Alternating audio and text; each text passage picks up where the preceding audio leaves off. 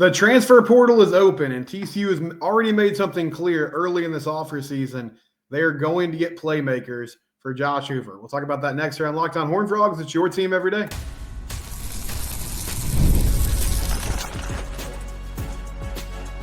You are Locked On Horned Frogs, your daily podcast on the TCU Horned Frogs. Part of the Locked On Podcast Network, your team every day.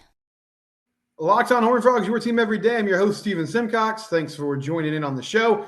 Portal season is open. What that means, you've seen a lot of announcements. You might be confused. You're like, I've seen people enter the portal already. Well, you've seen announcements of people saying they intend to enter the transfer portal. Yesterday was the day that it officially opened. People were there. And that also means schools can start making contact with different individuals and players and all those things. TCU is in the middle of preparing for bowl season. We'll talk a little bit more about their matchup with Louisiana and the New Mexico Bowl later on in the show. We'll also get to your thoughts. You had a lot of them about that New Mexico Bowl draw. But we'll start today with who and what is TCU looking for in the transfer portal. We've talked about it a lot over the last few months. I think they need some help on the offensive line. Sonny Dykes has specifically said, we need help at wide receiver. We're going to go get an outside wide receiver. They're losing a lot there. Jack Besh will be moving on. Savion Williams will be moving on. J.P. Richardson, not on the outside, sliding over to the inside.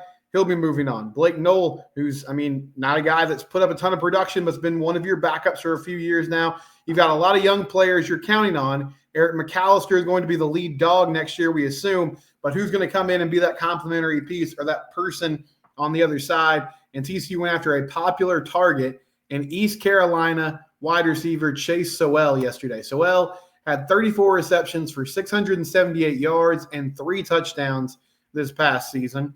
In 2023 at ECU, 47 catches for 622 yards and 1 touchdown. So pretty consistent career for the Pirates. The biggest thing that stands out to me, big play guy, had 19, almost 20 yards per reception in 2024. About 14 yards per reception in 2023. Actually started his career at Colorado. Had 2 catches for 23 yards. Both those receptions were against TCU in the season opener a few years ago. So he's been to Amon G. Carter before. He's got some familiarity with what TCU brings to the table. Maybe not the best impression given how that game turned out, but Josh Hoover should be a big selling point for anyone who is looking to catch the ball in the transfer portal. And I guess coupled with that, Kendall Briles, an offense that has prioritized throwing the football over the past few seasons. Now, part of that's because of just kind of the corner they've been backed into given the personnel. I think eventually they want to get to a place where they have more balance. The coaching staff has talked about that being a priority within this season, and they found that with the Savion Williams Wildcat package. But bottom line is they're going to throw the ball and try to create one-on-one matchups for these wide receivers. Eric McAllister, when he was in there this year, made some big-time plays. He was kind of their downfield threat. Jack Besh could be at times. But Chase Sowell brings that home run attitude to the table. He also did a nice job just catching the ball over middle, getting yards after the catch. He's got great size. He's 6'4", 195 pounds. He's originally from Texas. Humble area. So he has some familiarity with the state, has some familiarity with the program. It would make a lot of sense. Now, the issue here is a lot of competition for this guy. He's one of the more popular players in the transfer portal. Florida, they've already offered. Ole Miss, Texas, the list goes on. I won't list all of them because it's a lot of teams, but he is going to be highly prioritized in the transfer portal. Now, I did see, I think it was Mike Roach from 247 mentioned that the pull of coming back home to the state of Texas could be intriguing. And he mentioned both SMU and TCU, which SMU is going to be a huge player here. They got a lot of money. They're coming off a historic season. They will be coming off a historic season, really regardless of what happens in the college football playoff. But TCU should have a great selling point here with Chase. The one thing that Sonny Dykes and this coaching staff have done super well since they've shown up, they found ways to get receivers the ball, to give them productive years, and to put them in the NFL. And that'll continue with Savion Williams and what he's going to do in the NFL draft. Hopefully Jack Besh gets a chance. Hopefully J.P. Richardson's a guy that at least gets a roster invite and gets a chance to to go do his thing. They've schemed up ways to get guys the ball down the field in the short and intermediate passing game. I think they have a strong case for why he should end up here. But Chase Sowell, very popular wideout. Again, last season at ECU, 678 yards on 34 receptions, 3 touchdowns. Started his career at Colorado. So we'll see what his move will be and where he'll end up. Another name that came up, and this player mentioned it on Twitter or X, I believe it was this morning. Yeah, it was a couple hours ago. Luke McGarry, a tight end from Tulsa. Now, the fascinating thing about Luke is he's from the Plano area. Again, Texas kid. 231 yards on 17 receptions this past season. The year before that, 9 receptions for 115 yards and 3 touchdowns. So a little bit of a red zone threat, but neither of those years from a receiving standpoint are eye-popping, like the stats at least. However, listen to this offer list since he entered the portal yesterday.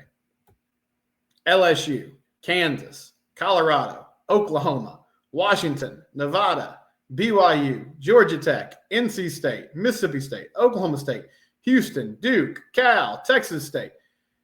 This guy is also in high demand. And I assume the reason for that, without digging too far into his tape yet, is at 6'3" and 240 pounds, you're talking about a physical talent. And that can help you in the red zone, but also it helps you as an inline blocker in the run game and in the pass game. My biggest complaint about the tight end position this year, aside from the fact that it just wasn't super productive, Drake Dabney didn't work out like we wanted to from a receiving standpoint. There just wasn't a ton of physicality there. Now, part of that was Chase Curtis was injured, and he sort of brought that to the table the past few seasons. But for this team to run the ball well, along with the O-line improving, if you're going to go to heavier packages, because honestly, they were better in the red zone this year. They took a big step forward. But one complaint we had early I think it was after the Stanford game, actually. I talked about, man, they were struggling to punch the ball in near the goal line. If you can go to some heavier packages in those situations with, a tight end that can block, that's a huge advantage. So once again, a player that is going to be in high demand, the Tulsa tight end, Luke McGarry, but throw your hat in the ring, see if he can come back to the DFW area. This is my friend Matt Jennings, who's been on the show frequently this year. I need to try to get him back on this week because I believe he wrote an article about the way the team ended the season and just sort of adjusting his perspective a little bit on Sonny Dykes. But we had a long conversation one time about what does Sonny do well? What is the thing that he kind of hangs his hat on? Every coach has it. Some coaches are big X's and O's guys. It's all about let's scheme advantages. Let's win this chess match, game management, or some are more talent acquisition, get good coaches in the mix, get good players, let them do their thing. I think that's where Sonny wants to be. I'm not saying that's where he's excelled so far, but I believe that's where he wants to be. If you ask him, like, what are your strengths? He would probably say, I hire good people, I allow them to do their job, and they thrive in a good working environment. Well, the thing at SMU was he used the portal really effectively. They were the first university first program. They were one of the first programs to recognize, hey, this is a tool. We need to be scouting well. We need to be evaluating players all the time and making sure that they're ready to go.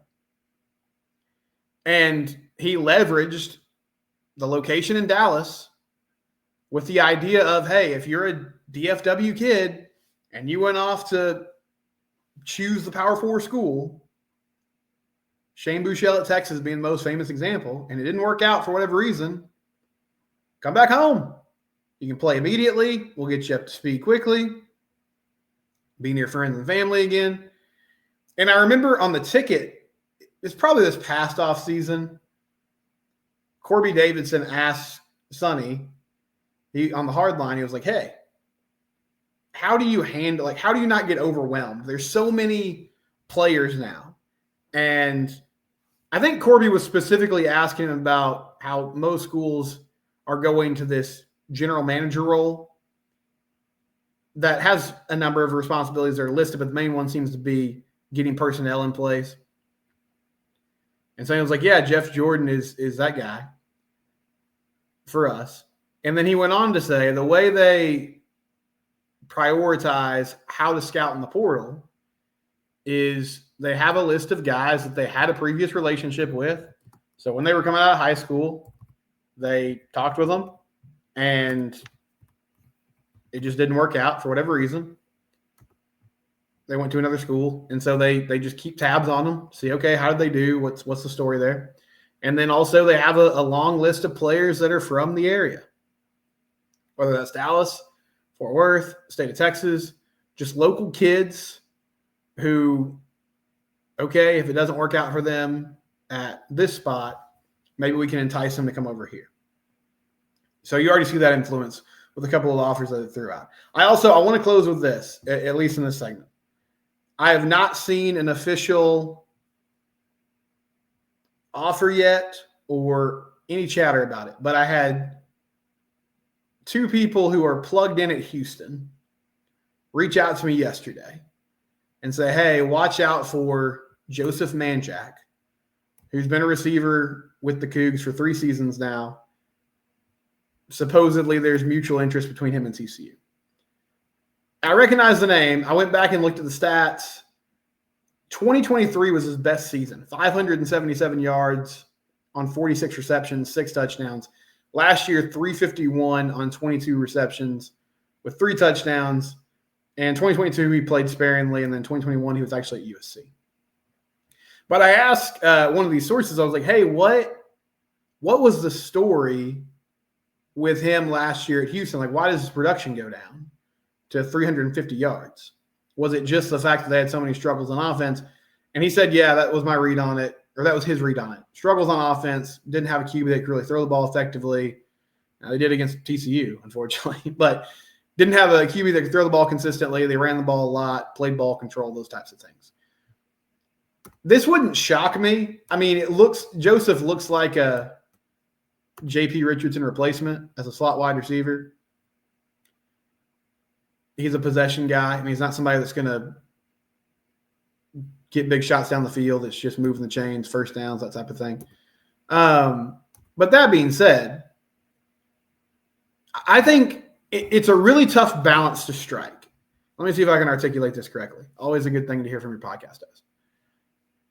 The balance of when do I trust the young players in my program to step up and do the job versus going and getting a vet who can play. Because I think about the slot position. If JoJo Earl ends up leaving, then you've got Jordan Bailey, who showed some great promise, at least with explosiveness towards the end of the year. Major Everhart.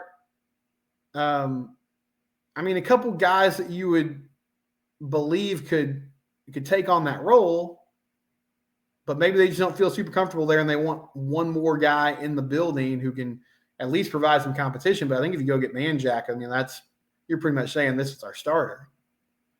So just a name to watch. I haven't seen chatter elsewhere, but I had a couple of Houston people reach out to me yesterday and mention that Joseph Manjack, Houston wide receiver, might also be on TCU's radar. They both coined it as like pretty heavy mutual interest. So we'll see what develops there in the next few days. When we come back, a lot of talk yesterday about the New Mexico Bowl. I'll circle back to that. We'll discuss it a little bit more here on Locked On Horned Frogs. It's your team. We do it here every day.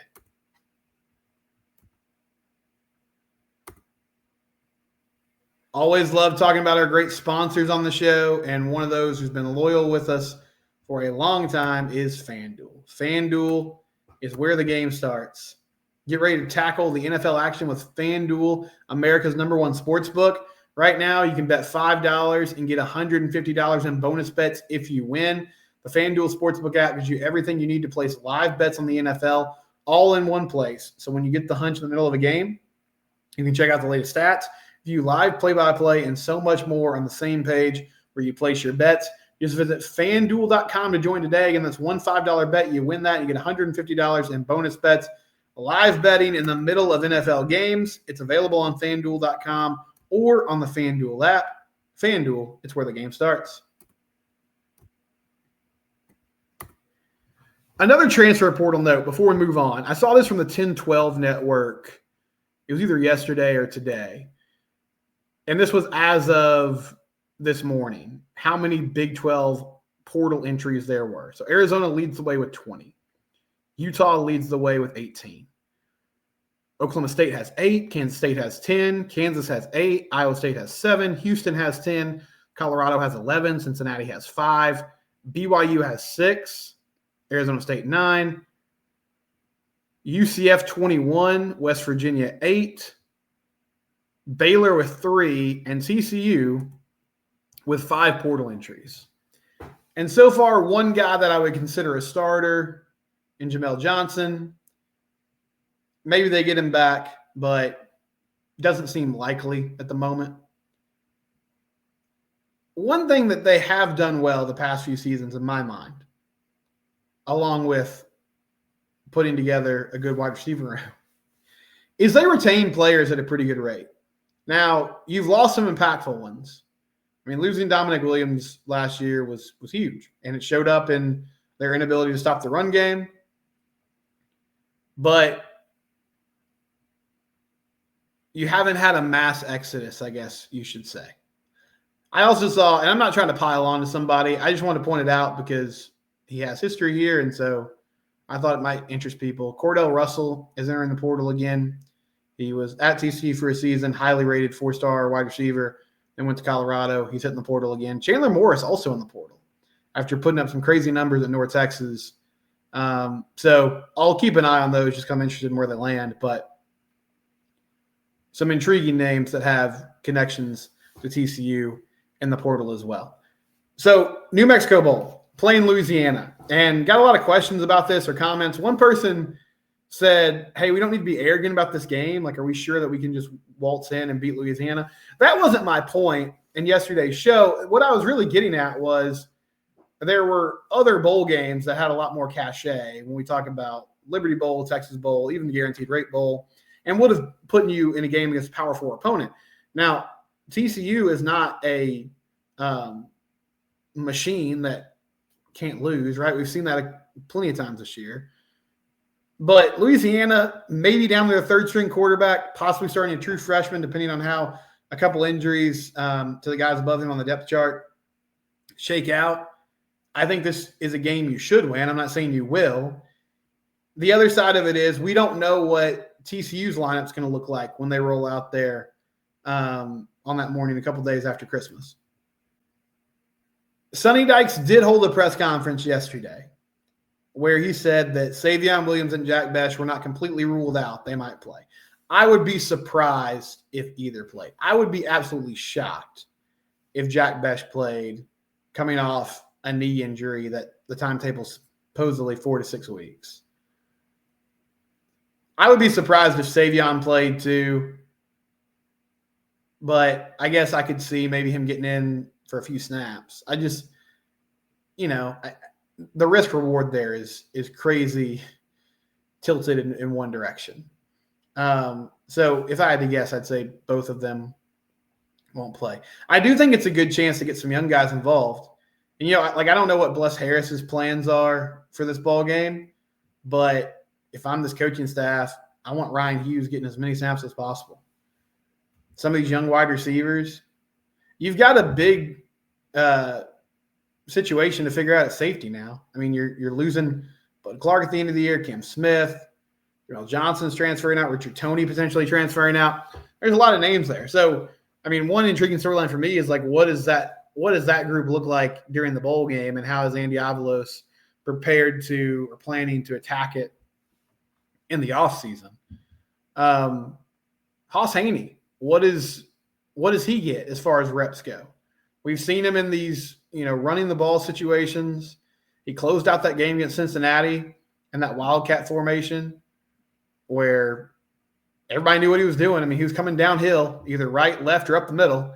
And Cincinnati eventually slowed it down and got them to punt the ball, but not before TCU got some first downs, made some things happen. So what is his the end of his season look like as it springboard into next year? All these are fascinating questions that we will get answered. And, at the end of the day, like, this is the game you get. You got to go play it. And a lot of you said, hey, TCU should have done better during the regular season if they wanted a better opportunity. I agree with that to a point. It's just weird to me the way that the bowl selection shook out. But, obviously Liberty Bowl went with Texas Tech instead, and then I guess the Guaranteed Rate Bowl want to go with K-State. And so now TCU has to prove that this is a brand that still means something. And, there's a reason why you should have had them in their playoff game. And they can do that by making a statement against Louisiana in this ball game. When we come back, we'll get some of your thoughts about this and prepare for tomorrow's show. It's Locked On Horned Frogs, your team every day. If you're looking for that gift, for someone. Did you hear that? My dog just got startled by a UPS driver who was bringing a package to our door because even though my wife keeps telling me we are done with Christmas shopping, packages keep coming to my door almost every day. I'm like, man. But now, in fairness to her, we got 4 children. We've got 6 cousins on one side, 3 cousins on another, grandma, grandpa. I mean, there's a lot of presents that need to be bought, but it's that time. You got to get these gifts. You got to get all of them. You got to check it off your list. And if you want to get something special for somebody, maybe your dad or grandpa that you're like, I don't know what to get this person. Nothing delivers comfort and joy quite like the unrivaled quality and taste of Omaha Steaks. It's guaranteed perfection in every single bite, and right now you can save on unforgettable gifts with 50% off site-wide at omahasteaks.com, plus score an extra $30 off with the promo code COLLEGE. With 5 generations of experience, they consistently deliver the world's best steak experience, and the gifting experts in Omaha Steaks make it easy to deliver the perfect gift with thoughtfully curated gift packages featuring gourmet favorites. From legendary steaks to mouthwatering desserts and more, save 50% off site-wide for a limited time at omahasteaks.com. Plus, our listeners get an extra $30 off with promo code COLLEGE. Again, that promo code is COLLEGE. You get an extra $30 off, 50% off at omahasteaks.com. If that came to my door, my dog Blue would be going crazy because these are delicious, quality-made steaks. omahasteaks.com. Get that gift for somebody today. So just kind of a programming note, or I guess scheduling within the TCU sports world. No basketball this week. Finals coming up, finishing up the semester, all those things. So teams will get back in action next week. And bowl practices, I believe, should start up soon. Probably won't hear a ton from Sonny Dykes and the coaching staff, though, until we get closer to the actual bowl game and what their plans are, who to play, all those things. Yesterday's show, I talked a lot about, that bowl draw, whatever happens with it. David May says you don't start 3-3 with losses to UCF and Houston to expect a good bowl game. Does not pass the eye test, and the fact that ESPN wants to generate ratings and revenue. Yeah, I mean, I get that. I feel like that certainly plays into it. I honestly don't know how much ESPN thinks about these games. I mean, they think about it, but it's like I said yesterday. So much of this now is just programming for them. Now, you want to have big names and all those things, but I'm not sure if they're having debates on who should we put in the Guaranteed Rate Bowl instead of the New Mexico Bowl and so on. But I totally see your point. TCU could have taken care of business earlier in the year. One user said, I would like to see this game used as an opportunity to get Haney in the game and give him a chance to run the offense for real. Also get some playing time for next year's group. Use this as a jump start for spring practice. Yeah, I'd like to see Haas throw the ball. Now, I don't know how much opportunity he'll get. I know Josh Hoover is closing in on the single-season passing record at TCU. So that's a storyline that I'm sure they'll kind of want to reward him with, given how the season's played out. But, yes, let Haas throw the ball around. I mean, don't just put him back there to run quarterback power. You have a chance to open up this offense and let him make plays. And as you said, use it as a springboard to get ready for next season. Blake Murphy says TCU needs to embrace the extra practices and the game they needed to develop and improve. We didn't get the chance last year. Let it be a wake-up call. A bowl game is better than no bowl game, that's for sure. So it is a chance to get extra practices, get young guys to develop, maybe try some new things. Zoom Play says he heard Jeremiah Donati turn down the Liberty Bowl. I have heard that rumor too. Nothing's confirmed. we're obviously not going to get an official statement for TCU if they somehow through back channel send a signal of, hey, we don't want this to be our destination. I just don't see why. I mean, if they had a bad experience the last time they went, that was 8 years ago. Like, I just don't get the reasoning behind that. It would be a very confounding decision if that's true. All right. That's all the time we got, but a lot of good response. I'll try to get maybe to some of you in the actual comments on the YouTube page. You can always chime in there or tweet at me at SimcockSteven. Subscribe to the YouTube channel. Also find us on your favorite podcast network because Locked On Horned Frogs is free and available wherever you get your podcasts. See you tomorrow, everybody.